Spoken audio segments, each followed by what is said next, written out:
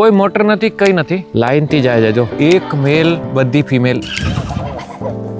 ઘોડીને દૂધ કાઢતા જોયો ના હોય તો ભાઈ જોઈ લો. 400 ઘોડાનો માલિક, ઘોડીનો દૂધ ભાઈ. સ્વિમિંગ પુલ પણ ભરાઈ ગયો છે ભાઈ. ગુડ મોર્નિંગ, નમસ્કાર મિત્રો, બંસી વિષ્ણુ એકવાર ફરીથી તમારું સ્વાગત કરું છું. અત્યારે હું છું કઝાકિસ્તાનના એક રૂરલ ગામમાં જે બિલકુલ ચાઇના બોર્ડર ઉપર છે અને એક કઝાક મિત્ર છે એના ઘરે આવ્યો છું. એ મુસ્લિમ છે. અત્યારે આપણે એક વસ્તુ જોવાની છે ખાસ, એ છે કે કઝાક લોકો બહુ બધા ઘોડા રાખતા હોય છે અને ઘોડા કેટલા, એક માણસ જોડે 300 થી 400 ઘોડા. જો અહીંયા જૂના નવા ટ્રેક્ટર પડ્યા છે. આ ઘર છે ભાઈનો. હવે આપણે જઈશું સૌથી પહેલા ઘોડા જ જોઈએ. એટલે અમારે જે મિત્ર છે, જે ભાઈબંધ બન્યા, એના ઘરે 400 ઘોડા છે અને એમાંથી લગભગ 30-40 એવી ઘોડી છે જે દૂધ પણ આપે છે. એમના નાના નાના બચ્ચાઓ પણ છે, તો આપણે એ પણ જોવાના છે. બરાબર. તો આ બધા ઘર એવા બનેલા હોય છે જે બરફમાં બી સહન કરી લે, અંદર ઠંડ ના લાગે. આજુબાજુ સામે જે પહાડ દેખાય એ ચાઇના બોર્ડર છે. અહીંયા ચાઇના સામે જ છે, 10 કિલોમીટર ઉપર. આ બતક ભાઈ ખાવા પીવા માટે જ છે. અહીંયા પાણી વગર બોર પાણી આવે છે, કઈ મોટર વગર. હેલો, સલામ આલેકુમ.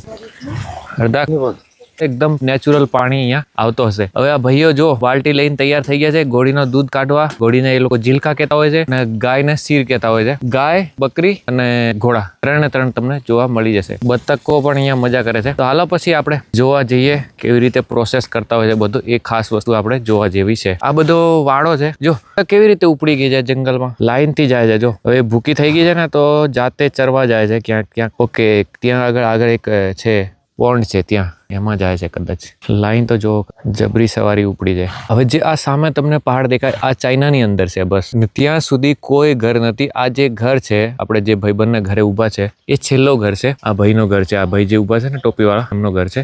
એમના ઘરેથી પછી આગળ કોઈ ઘર નથી. એમના ઘોડા લગભગ આ ચાઇના બોર્ડરની આજુબાજુ ક્યાંક ચરતા હશે. 50 ના ગ્રુપમાં રહેતા હોય છે અને એ લગભગ મહિના 15 દિવસે પછી જોવા જાય, એ ઘોડાઓ ત્યાં જ ક્યાંક ઊભા રહીને ચરતા હોય બસ. જે દૂધ આપે, જે બચ્ચા આપવા વાળી ઘોડી હોય, એને પકડીને લઈ આવે છે. બધાને માર્કિંગ પણ કરેલી. જો આ ઘોડીને માર્કિંગ, આ બધી ઘોડી છે. જો અત્યારે હવે આ દૂધ આપવાની તૈયારી છે. હમણાં બચ્ચાઓ પણ છે ત્યાં આગળ. આ ભાઈ સવારે ફરીને લઈને આવ્યા છે ક્યાંક આમથી. ઘોડાને લેવા જાય તો બીજા ઘોડા ઉપર બેસીને જાય, કેમ કે અહીંયા બહુ બધી ઊંચી ઘાસ છે ને, એમાં ચાલી ના શકો, તમને ઘોડા દેખાય જ નહીં. એટલા માટે તમારે ઘોડા જ જોઈએ. લો, અડધા તૈયાર થઈ ગયા. હવે એક ઘોડાને ત્યાંથી અંદર લઈ જશે એ જગ્યામાં, ત્યાંથી દૂધ કાઢશે. અરે ઓકે, આ ઘોડાને બહાર કાઢી દીધો. આનો ગ્રુપ લીડર છે. એક મેલ, બધી ફિમેલ, એવી રીતે જ હોય છે. ફિમેલ 30-40 હોય તો ચાલે, પણ મેલ એક હોવો જોઈએ બસ. એક જ હોય છે. બીજો હોય તો એને કાઢી મૂકે ગ્રુપમાંથી, રહેવા જ ના દે. લો, ધૂળ ઉડે છે બધી. એક બાજુ ઘોડી ઊભી છે, પેલી બાજુ ખૂણામાં જો તમે ઘોડિયાના બચ્ચા ઊભા છે. તો તૈયાર થઈ જશે. એક કરીને ત્યાં ખાંચામાં લઈ જશે આને પકડીને. જોતા રહો તમે કેવી રીતે સેટિંગ કરે છે. જો એ ગઈ. બધો ચારે બાજુ ધુમાડો થઈ ગયો છે ઘોડીનું દૂધ કાઢવા માટે. જો એક અંદર જઈને ઊભી છે પેલી બાજુ. આ અંદર ગળી છે, ટાર્ગેટ કરે છે આ કઈ ઘોડીને લઈ જવાનું. ઓકે, ડન, ગઈ અંદર. હવે એને પેલા દૂધ કાઢી લેશે. આટલી બધી ધૂળ છે ને ભાઈ, થોડી દેર રોકાવું પડશે. ધૂળને ઉડવા દેશે. અમારો મિત્ર છે, કામ નહીં કરતો, કઈ નોકર રાખેલા છે કે છોકરાઓ કામ કરતા હોય છે. આ ભાઈ મોજ જ કરે. આનું નામ છે આઈબેક. Who milking? અર્ધક? ઇન્ડિયા. ચલો, ધૂળ બંધ થઈ ગઈ છે ઉડતા. આપણે ત્યાં જઈ અને તમને બતાવીએ કે કેવી રીતે આ લોકો દૂધ કાઢે છે. જો દૂધ આપતા પહેલા આને ઠપકો આપે એટલે તૈયાર થઈ જાય. બાપ હોતા હે. વાહ અર્ધક, વાહ. આજ તો અર્ધક દૂધ કાઢે છે. જો ઘોડીને દૂધ કાઢતા જોયો ના હોય તો ભાઈ જોઈ લો.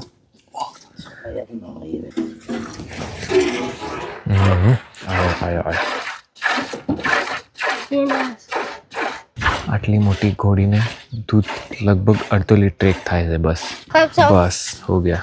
1/2 લીટર દૂધ થાય છે ભાઈ. હિન્દી આવી જાય છે વચ્ચે. નંબર 2, જો આવી રીતે કરતા હોય ને એટલે ફટ તૈયાર થઈ જાય છે દૂધ આપવા માટે. એક હાથ પાછળથી. વાહ, કઝાક લોકોની લાઈફ કેવી હોય એ તમને બતાવવા માંગુ છું. આ જો અહીંયા નાના બચ્ચાઓ છે.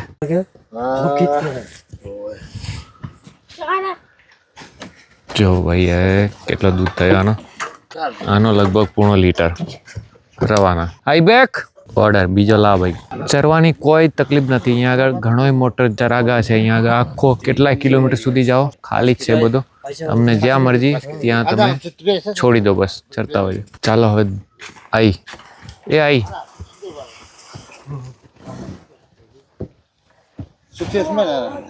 દાદા મને કે તું જા દૂધ પી આની જોડે.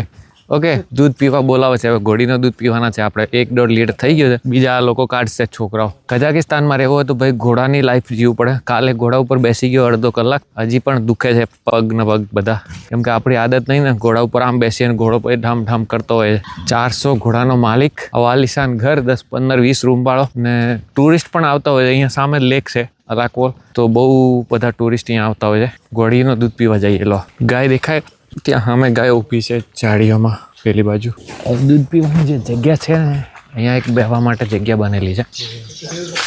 આપણે મિત્રના વાઇફ છે. સો ભાઈ આ છે ઘોડીનો દૂધ.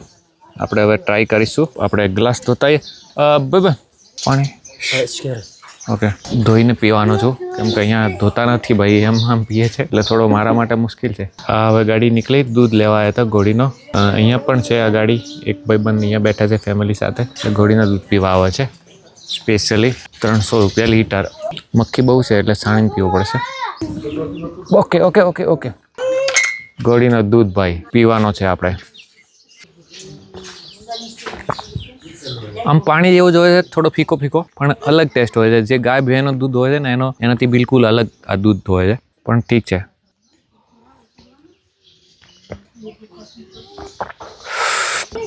આ વખતે મેં પૂછ્યો નથી કેટલા ટેંગે લે છે, કેટલા રૂપિયા થાય છે. ગઈ વખતે હું ત્યારે 3 વર્ષ પહેલાં આવ્યો તો 300 રૂપિયા લીટર વેચાતો હતો. અત્યારે વધારે હશે, કદાચ 400 રૂપિયા તો હશે. ગરમ નહીં, એમનો આમ પીવાનો ભાઈ. સ્વિમિંગ પુલ પણ ભરાઈ ગયો છે ભાઈ. આ જ પાણીથી પેલો જે દેખાય છે અહીંયાથી જાતે જ વગર મોટર ફૂલ થઈ ગયો છે. ડેલી નવો ફ્રેશ પાણી ભરે છે. કેટલો સાફ સુથરો વ્યવસ્થિત છે. આ પાણી હવે ફ્રીમાં જાય છે ત્યાં ખેતર બાજુ. થોડીક વારમાં તપીને ગરમ થઈ જશે, પછી છોકરાઓ અંદર કૂદી નાશે. તો ભાઈ આપણે મિત્રને ત્યાંથી નીકળી ગયા છે. કઝાકિસ્તાનની આ ટ્રેન, આ સામે ચાઇના બોર્ડર.